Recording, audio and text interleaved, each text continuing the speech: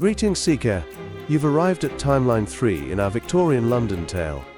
For those who wish to embark on this journey from its outset, the link to the beginning awaits you in the description. The small, tightly rolled scroll of parchment, tied with a simple black ribbon, rested in your hand. This was the disciplined path, the promise of true initiation through intellectual effort and profound symbolism. You spent the early hours of the day, and much of the preceding night, engrossed in the arduous task of deciphering the scroll.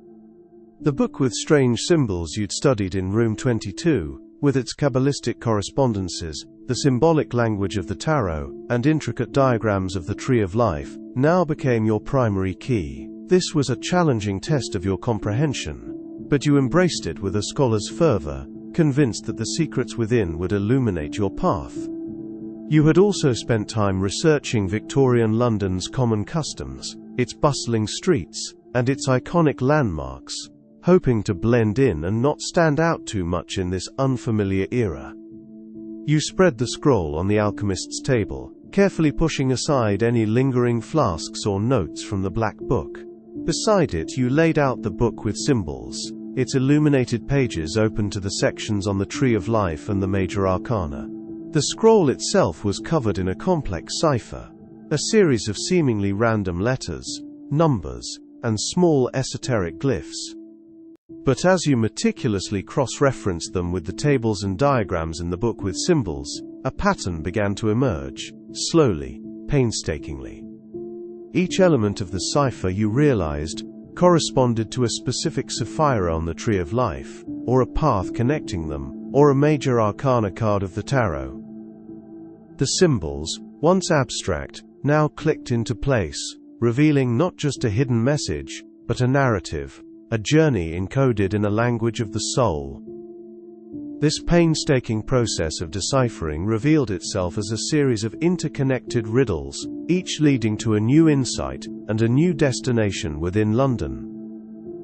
You began with the first set of cryptic lines, the first challenge of the day. Where streets like spokes from center spread and signs above shine gold and red, the jester walks with joyful feet, where noise and lights and people meet. The one who knows with clever hands, hides truth in tricks no mind understands. A boy with wings, his bow held low, watches the world from far below. Where dreams and choices start to be, there grows a path, a sacred tree. You reread the first line aloud, where streets like spokes from center spread. You closed your eyes, picturing London's vast chaotic map, but no single street immediately came to mind. You then focused on the tarot cards mentioned. The jester walks with joyful feet, clearly pointed to the fool, embarking on a journey. The one who knows with clever hands, hides truth in tricks no mind understands, brought to mind the magician, a figure of skill and subtle illusion.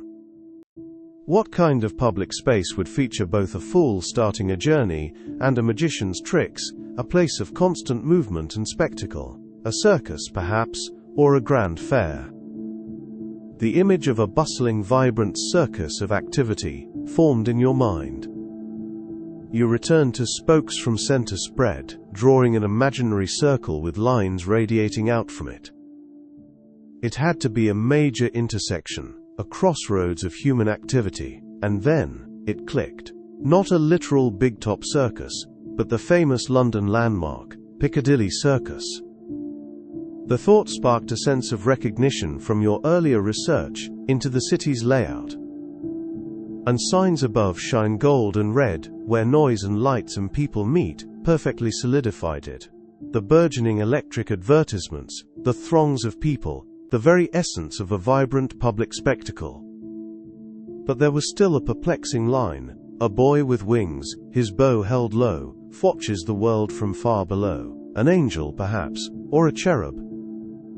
You thought of classical figures like Cupid or Amor, immediately associating them with the concept of love, and the riddle's concluding line, where dreams and choices start to be, further aligned with the theme of choices in love and destiny. While you had a strong intuition, you decided the best course of action was to physically go to the location and see if the answer presented itself more clearly. Driven by this partial deduction, you hired a hansom cab. "Piccadilly Circus, if you please," you instructed the driver, a hint of trepidation mixed with excitement in your voice. The cabbie navigated the dense, clamorous traffic, the clip-clop of the horses' hooves, a rhythmic counterpoint to the city's hum. The streets grew livelier, the lights intensified, culminating in a dazzling spectacle of illuminated signs and towering buildings. The crowds were immense, a surging river of humanity flowing around the central fountain. The air thrummed with the energy of countless lives converging. As you stepped out, the sheer scale of the place was overwhelming. You turned slowly, scanning the crowds, the buildings, seeking the winged boy, and there he was. Poised serenely atop the Shaftesbury Memorial Fountain, overseeing the vibrant chaos, stood the iconic statue of Eros, his bow indeed held low. He was not an angel, but clearly a representation of love and desire. You took out your book with symbols, flipping through the tarot sketches. Which card connected to a winged boy, to love, to choice, and to the riddle's closing line, where dreams and choices start to be? The connection to love from Eros immediately guided your hand. Your finger landed on the lovers. The card depicted a male and female figure, often with an angelic presence above, representing harmony, choice, and the convergence of paths, perfectly aligning with the dreams and choices line. This was it, the Lover's card, Major Arcana number 6. You found a small, unoccupied bench nearby, slightly away from the immediate bustle, and sat down. The number 6 resonated. The final line of the riddle was, "There grows a path, a sacred tree." You immediately thought of the Tree of Life, the complex diagram from the book with symbols. You knew it consisted of 10 spheres, Sephiroth, and 22 paths. And the number 6 from the Lover's card led you directly to the 6th Sapphira on the Tree of Life, Tifereth. Your notes identified Tifereth as beauty, harmony, and crucially, balance, often considered the very heart of the sacred tree, the point of integration and spiritual truth. The first riddle had not only given you a physical location, but had deepened your understanding of the symbolic map you were unraveling, linking the tarot, Kabbalah, and the very structure of the universe.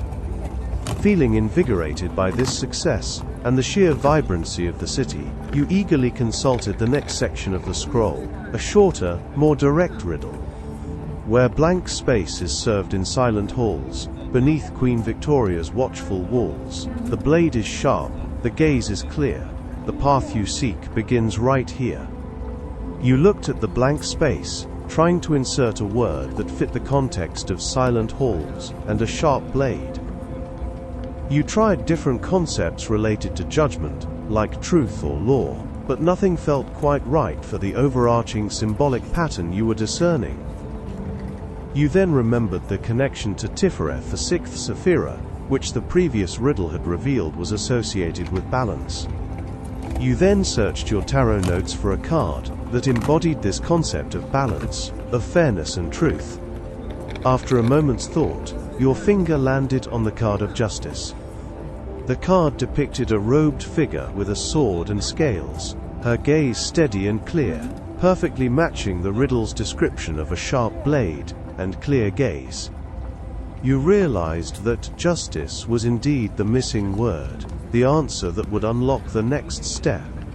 Where justice is served in silent halls. This phrase immediately conjured images of the imposing legal institutions of London. You mentally sifted through famous courts you'd read about, the Tower of London perhaps with its grim history of royal injustice, or the old Westminster Hall where great trials were held. But beneath Queen Victoria's watchful walls was the clincher. You knew the magnificent neo-Gothic edifice of the Royal Courts of Justice on the Strand had been built during her long reign, a grand statement of law and order. This had to be the place. The riddle was not just a clever verse, but a direct command.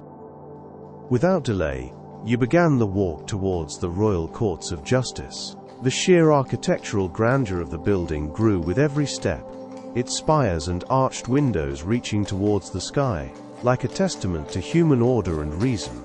The sound of horse-drawn traffic along the Strand was constant, but as you stepped onto the pedestrian pavement, a sense of gravitas settled over you, a quiet hum that seemed to emanate from the very stones. You found your way to the main entrance, a massive, carved wooden door beneath a soaring arch. As you walked, you reread the third section of the scroll, committing its new clues to memory. Framed in stillness, the rows of glass petals point the path where time and trial pass. When justice meets the hanging sign, the verdict rings beneath the line, but mark the glass, for once it shone, the path ahead is not yet done. The rows of glass petals point the path, you murmured to yourself, scanning the building as you approached. You initially looked for literal roses, perhaps in a garden nearby. You even considered the historical War of the Roses, thinking of the rival dynasties of Lancaster and York and their symbolic flowers, but quickly dismissed it. This riddle felt too specific, too tied to the immediate location, not to ancient history. Then, as you stepped back to take in the full facade, your gaze was drawn upwards. High above the entrance, framed majestically within the stone, was a vast, intricate rose window, its stained glass, a kaleidoscopic burst of color, indeed, framed in stillness. Rows of glass, you thought, a profound sense of confirmation washing over you. Now, to the petals, point the path. You tried to interpret this in different ways, looking for a literal direction from the petals, but nothing concrete presented itself. You thought of celestial bodies, of zodiac signs, wondering if the petals pointed to something in the heavens, but the wording felt too precise for such broad interpretations. Then, the numerological pattern from the Lover's card resurfaced in your mind. You meticulously counted the petals of the central rose design, a distinctive feature, and found there were exactly 12. You quickly cross-referenced this number with the major arcana in your notes. Number 12 was the Hanged Man, a card representing sacrifice, suspension, and a new perspective, often depicted hanging upside down. The connection to the hanging sign in the riddle, combined with justice, began to click into place. When justice meets the hanging sign, the verdict rings beneath the line. The connection, once you had the Hanged Man, was chillingly clear. Justice, the card you just identified, now met with a hanging sign. Your mind immediately leaped to the grim history of public executions, the very image of justice, dispensed in a brutal public fashion. You recalled reading in Room 22 about the historical practices of public hangings, even those connected to accusations of witchcraft. And the most infamous site for such events in London was Old Bailey, the central criminal court, historically associated with public hangings. Petals Point the Path suddenly seemed less about flora and more about a grim direction, the hangings being the next path in this symbolic journey. But mark the glass, for once it shone, the path ahead is not yet done. The glass seemed important, a recurring motif that you still couldn't fully grasp its ultimate meaning. You made a mental note of it, understanding it was a subtle reminder that something grand and luminous, something perhaps made of glass, might yet play a crucial role in your journey. The riddle confirmed your current location was merely a step, not the destination. With the third riddle solved, and a shiver running down your spine at the thought of Old Bailey's history, you set off. The walk was relatively short, leading you past the imposing grey walls of what you knew to be the former Newgate prison, now a site of foreboding history, and into the shadow of the Central Criminal Court. The building itself was a formidable structure, a symbol of judgment and consequence, its architecture stern and unyielding. As you approached, you reread the next section of the scroll, the fourth riddle, which you knew, given the location, must refer to Old Bailey itself. She stands in gold above the law, one hand for truth, one hand for awe. Her blade points where the lost may see, a light that shines for those who seek. This one was remarkably straightforward. You looked up at the very top of Old Bailey. There, perched majestically against the London sky, was a gilded statue of Lady Justice. She gleamed in the sunlight indeed, standing in gold above the law. In one hand she held the scales of truth, in the other a sword, evoking awe and divine judgment. And most strikingly, her blade pointed directly to the sky, a silent, perpetual arrow, seemingly indicating a direction beyond the earthly. This was the ultimate clue, a literal beacon. Lady Justice, the very embodiment of the concept, was pointing the way. Her blade pointing upwards, into the heavens, could only mean one thing in the language of the tarot, especially after all your studies, the star card. Number 17 in the major arcana, the star represented hope, inspiration, guidance, and a bright guiding light for those who felt lost, exactly as the riddle described, a light that shines for those who seek. You had found your final key. The star was the missing word for the last part of the cipher. This riddle, at least, had been a clear confirmation, a perfect fit. With a profound sense of satisfaction and a renewed sense of purpose, you returned to the scroll, ready to complete the last section of the encrypted map. You found the final set of lines, now knowing the crucial word. When daylight bends and shadows grow, through arches wide where wonders flow, in halls that breathe with fire and flame, and brilliance lived in iron's might. The path once named reveals itself, toward what's bright and bold and new, where you can see the star align. You reread the first line, when daylight bends and shadows grow. This immediately suggested late afternoon, early evening, around 1700. This struck you as a remarkable coincidence, given the star card's number, 17. You made a mental note of the precise timing. This was a specific meeting time, not just a general direction. The following lines painted a vivid, yet still slightly ambiguous picture. Through arches wide where wonders flow, in halls that breathe with fire and flame, and brilliance lived in iron's might. Wonders flow initially made you think of rivers, or perhaps life itself, but the arches wide, and halls that breathe with fire and flame, suggested an enormous, man-made structure. Fire and flame might refer to something industrial, perhaps mines, or even metaphorically, a place of intense passion, or hell, echoing some of the more unsettling concepts you'd read in the Black Book. Brilliance lived in iron's might, spoke of technological marvels. The path once named reveals itself, hinted at a previous clue, and your mind immediately returned to Mark the Glass from the third riddle. Toward what's bright and bold and new certainly fit the star card's theme of hope and vision. But still the image of glass lingered, stubbornly refusing to fully coalesce with fire and flame and iron. You paced around Old Bailey, the fragments of the riddle swirling in your mind. No single location seemed to perfectly fit all these elements. You felt a block, a mental barrier preventing the final piece of the puzzle from clicking into place. You wrote down the card numbers, trying to find a pattern, but the overall meaning still eluded you. You remembered some teachings from the book with symbols about concentration, about letting go of conscious thought to allow deeper insights to surface. Sometimes, one passage read, an answer reveals itself when the mind is at rest, like a star appearing in a tranquil sky.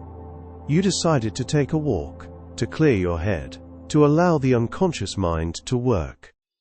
You found a quiet corner of a nearby park, away from the city's ceaseless drone. You sat on a bench, closed your eyes, and focused on your breathing. You employed the fourfold breathing technique as described in your neophyte notes, inhaling for a count of 4, holding for 4, exhaling for 4, and holding empty for 4. You consciously cleared your mind of conscious thought, letting go of the riddles of your fears, of the bewildering reality of time travel. Instead, you focused only on connecting with the 4 elements as outlined in your neophyte studies.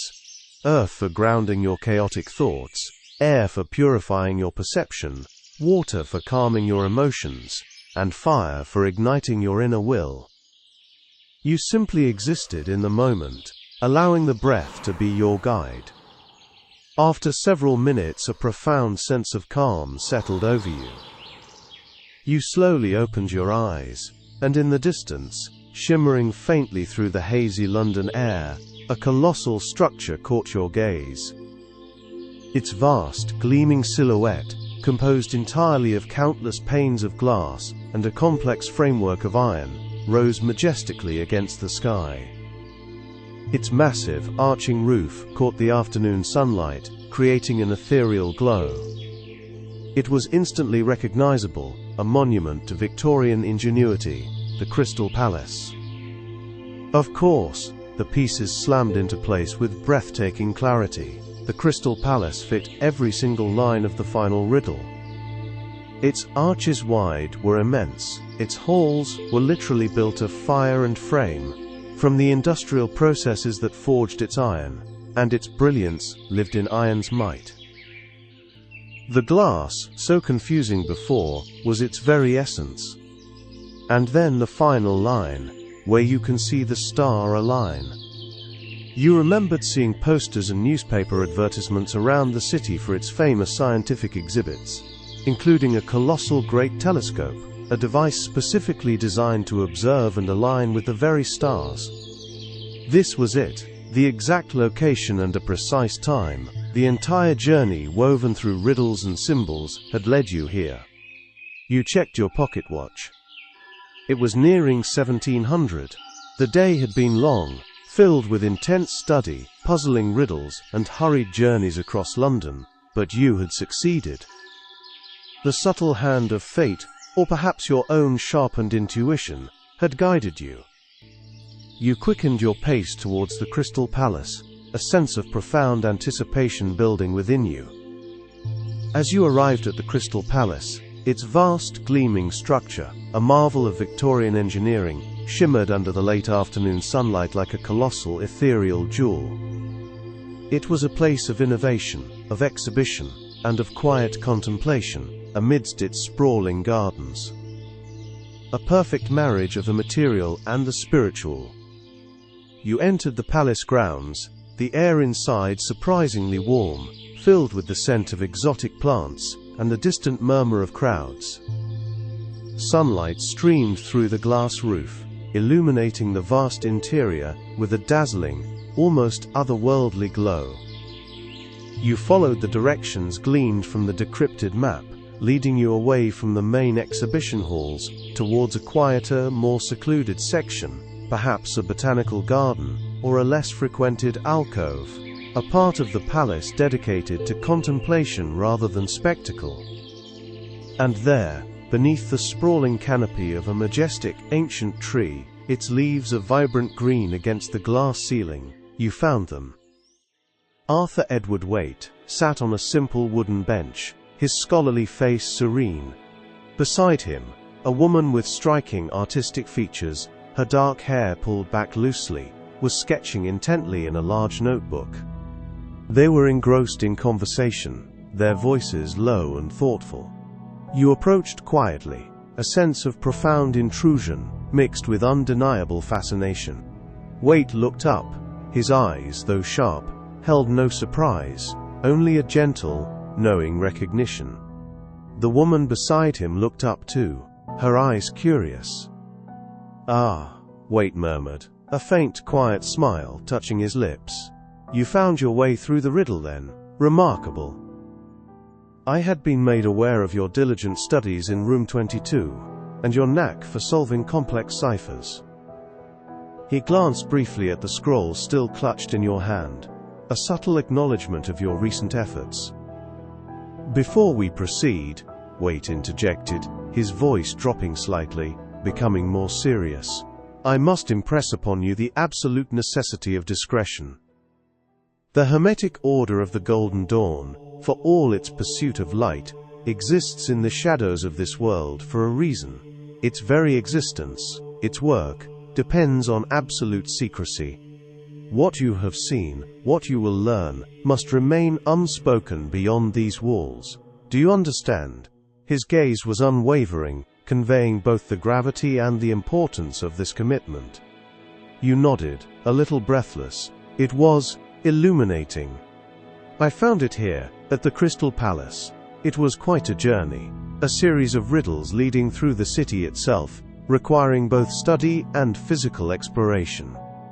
Waite turned to the woman beside him. "This, my dear," he said, gesturing towards you with a slight inclination of his head, "is a seeker who has demonstrated a keen aptitude for symbolic language. And this," he turned back to you, "is Pamela Coleman Smith, a gifted artist and a dedicated member of our order. She is instrumental in bringing these esoteric visions to life, translating the abstract into the pictorial. She will be helping me with the final design of the deck." Pamela smiled, a warm artistic expression. Then the symbol spoke true. "We were just discussing the nuances of the High Priestess's veil.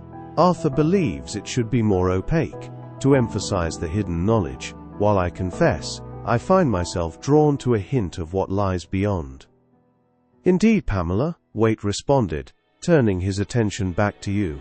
"You have proven a remarkable aptitude for discerning the esoteric. Those notes you found in room 22, he explained, gesturing to the sketches, are indeed the very designs for a new tarot deck we are developing. A deck steeped in Hermetic and Kabbalistic symbolism, designed not merely for parlor tricks, but as a profound tool for divination, for meditation, for unlocking the inner truths of the universe. It is a visual key to the tree of life, a guide for the soul's journey." He looked around the vast, gleaming interior of the Crystal Palace, a look of quiet admiration on his face. "This place," he mused, his voice carrying a note of reverence, "this magnificent structure of glass and iron, is a testament to the human mind. It is a manifestation of our ingenuity, our ability to conceive and create on a grand scale. In many ways, it is a reflection of the mind itself, capable of building intricate systems, of housing vast knowledge, of manifesting profound beauty from raw materials. It reminds us of what the human spirit, when properly directed, is truly capable of achieving. And so too is the great work of the Golden Dawn, a building of the soul, a manifestation of the divine within." He looked at you with genuine pleasure. To find someone who can unravel such complexities, who can perceive the deep currents of meaning with such disciplined seeking, is a rare and welcome discovery. You have shown a remarkable dedication to the higher self, a true desire for knowledge. His gaze deepened, becoming more probing. "Your arrival, your unique circumstances. I confess, they perplex me. I sense a profound connection, as if our fates, our paths, are intricately woven. Why do you believe we are connected in this realm, Seeker? What brought you here, to this specific time, to this very conversation?" You took a moment, gathering your thoughts, the sunlight streaming through the glass roof, illuminating the dust motes dancing around you. "I am not sure," you admitted, your voice hushed. "My memory before yesterday is fragmented.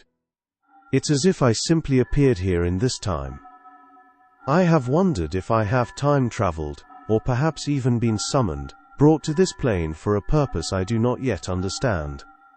I feel a profound need to discover what that purpose is, what I am meant to learn here."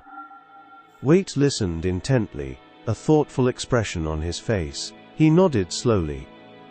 "A profound mystery indeed, and a noble quest. I can assure you the Hermetic Order of the Golden Dawn offers a path to such understanding. There is a phrase, my dear Seeker, that resonates deeply within our tradition, one that speaks to the very essence of your journey, lux in tenebris, light in darkness. It speaks to the arduous, yet ultimately illuminating, work of finding truth, amidst the shadows of ignorance and illusion. Your journey here, your very presence, embodies this principle, this quest for light." Waite then leaned forward, his voice dropping slightly, becoming more serious. "Your aptitude, your unique circumstances, suggest you are ready for a deeper commitment. Tonight, we hold a convocation at the temple. I would propose your initiation into the Hermetic Order of the Golden Dawn as a neophyte. He paused, allowing the weight of his words to settle. The neophyte initiation is not a mere ceremony, it is a symbolic journey, a dramatic representation of the soul's passage from the mundane world into the realm of the sacred. You will be blindfolded, symbolizing your journey from ignorance to light. You will traverse a symbolic path, encountering the elemental forces, the pillars of mercy and severity, and the veiled altar of the order. You will take an oath, not lightly, but with full understanding, to dedicate yourself to the great work, to the pursuit of divine wisdom and the service of humanity. It is a profound commitment, a step onto a path from which there is no turning back, only deeper ascent. He looked at you, his eyes unwavering. It is a path of disciplined seeking, of profound self-discovery, and of true illumination. Are you prepared to take this step? You stand beneath the grand glass dome of the Crystal Palace. Wait offers you a direct path into the heart of the Golden Dawn, a formal initiation into its ancient mysteries, promising spiritual growth and profound understanding through discipline and dedication. The phrase, lux in tenebris, echoes in your mind, a beacon of hope and purpose. But the memory of the mysterious man, his calm wisdom and his enigmatic instruction to trust the unknown, still tugs at you. Could he provide another path, a different truth, one that perhaps offers a different form of enlightenment for your purpose? What is your next move? First option. Commit to following Arthur Edward Waite. Accept the neophyte initiation into the Golden Dawn. Second option. Trust the unknown. Heed the call of the mysterious man, offering alternative ways.